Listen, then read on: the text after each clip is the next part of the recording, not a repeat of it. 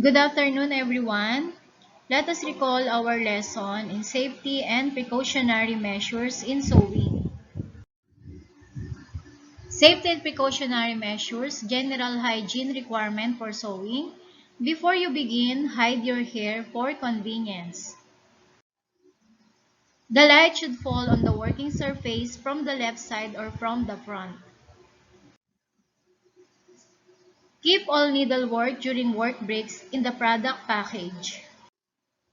Keep all small parts from the set in special bags with a ziplock. When working, do not bite through the thread with your teeth or tear it with your hands.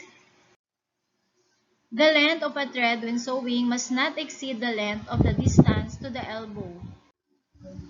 When working the seed bead, use shallow containers.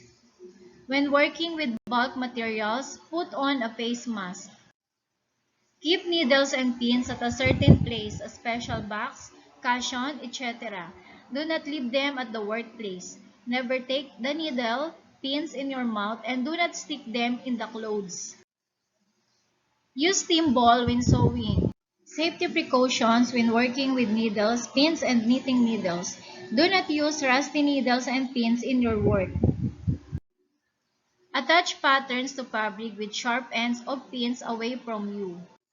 Collect and dispose of pieces of broken needles or pins and wrap in paper.